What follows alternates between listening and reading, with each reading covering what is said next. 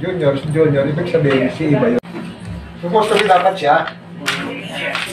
Pero, naging backup ko na lang muna si Junior. Nung dinibir ako, namumutok din. Siguro tama ako, di bagsak na ako eh. Ako bumibir, dalawa yung baril ko eh, dalawa. Nag-jump naman yung isa naman kinuha ko. Pero yung iba yan doon, andito sa likod, pinuputokan din yung kan. Ako, hindi ako sigurado ako nakatama eh. Kasi may tama na ako. Malamang sila Junior nakapatay doon. Tatlo ba yun? Apat. Tatlo yata, tatlo. Magandang umaga po sa inyong lahat. Ako si Ems Oliver, retired HPG. Sa aking kwento ay gusto kong ibahagi marami na may karanasan sa iba. Pero dalawa lang po ang maipapahagi ko na memorabilia sa amin dalawa. Isa sa Balingasa.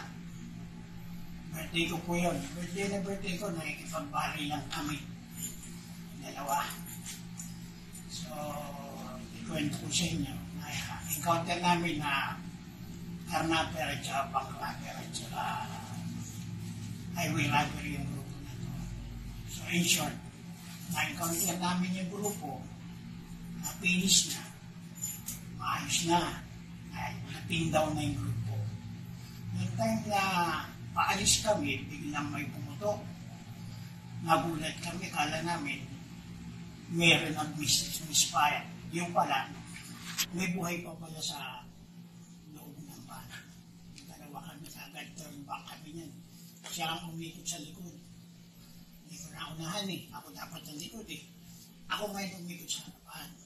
Bago umarating sa gilid niya sa likod, pumutok natin ang pumutok. So in short, gano'ng kabilis kung ayaw magulangan. Gano'n siya kagaling. So, ako, umamod na lang ako sa ulo. Dapat sabihin sa kulay na sabi mo, birthday ko, hindi mo lang binigay sa akin yan. Diba? Pero sa gano'ng lakaran natin, nagtatapi ka na lang. Sa ano lang po, yung laban namin kasi na yun, kumbaga sa ano, pumikit ka lang, buhay na yung katapat. Pero, pasalamat kami sa Panginoon. Marami kami encounter na hindi kami nag-ayusan. May isa pa kami encounter na pinagsamahan. Ito po ay encounter sa Batasan na ipinasukat na yung tanggol namin. Tataote. Ang sitwasyon po kasi na yun, running gun battle. Halos nagkikis-kisan po ang dalawang sasakyan. Habang tumatakbo, balitan po kami ng putok. Ang tawag namin na lang sa taas, bahala ka na kay Lord. Dikit po ang sasakyan, hindi po nagkakaiwalay. Malabas po yung bala ng kalaban, doon po sa salamin sa likod. Kami nare-retaliate, galing doon sa kabila naman ng sasakyan.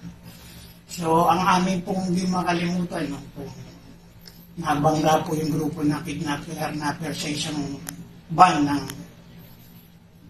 PLDT. Doon po namin napahinto yung at doon tayo nagkaroon ng pagkakataong ma-pin down yung grupo. Noong time na yun, biglang sumigawan at tanggol lima namin. Tama doon siya, tama.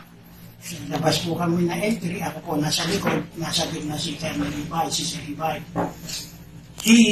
Hinugot po namin sa driver side, passenger side si Tata. Ang tanggol lima namin. Akala namin malalak kasi ang tama niya po tukod dito. So, expect namin na puruhan. Doon medyo para kaming binuhusan ng malamig na tubig. Para bang malas yata. Pero nung sumigaw yung tanggulima namin na malayo sa bituka, yung pala ang tama niya. Dito, lumagpas dito. Hinangat niya yung kamay niya, lumagas na yung dito yung dugo. So, ang running ng dugo, lahat, nandito ngayon sa dibdib. Kaya expect namin, kala namin nandito. Kaya minuhugot namin na siya Ribay, si Tata Ote, yung tanggulima namin. Teary-eyed kami nun. Iniwan nga ako niyan eh. Sa akin pinapasa si Tata Ote, kinuha niya yung armalite niya. Habang sumisigaw yan, ako, dinadala ko sa mobile din Tangulima namin, siya pumuputok na sa galit. Kasi for the first time, sa dami ng encounter namin. Hindi lang yun, dapat siya may tama, no? Kasi siya ang dapat pwesto sa unahan ng sasakyan. Sabi ng Tangulima namin, doon ka sa gitna, ako bibira. Ako ang magmamando.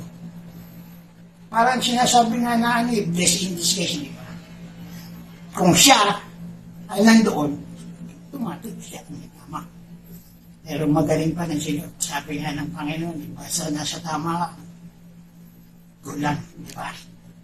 So, yung nangyari sa amin na yun, isa po mga namin, sa memorabilia namin, sa Batas and Super. Ang report ni Abdurrahman, Sir Abdurrahman, umulan. Hello, sir. Police Colonel Ibay, sir. Congratulations. This is PSMS Cathy Guerrero, sir, from HPG. Ako po yung kasama nyo noon sa isang operation natin sa may Balingasa nung naka-assign pa tayo sa intel ng TMG-NCR na ikaw yung naging mentor ko noon.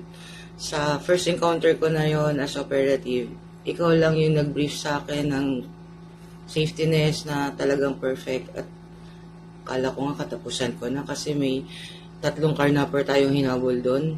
Tapos yung isa doon puputok sa atin. Buti na lang sir nandun ka at ang bilis ng reflexes mo doon. And I'm very thankful with you, Tata Otek, Sir Godamor, saka yung Sir Buol. And yun, so hindi ko siya makakalimutan. Thank you very much sir and good luck. Congratulations po ulit.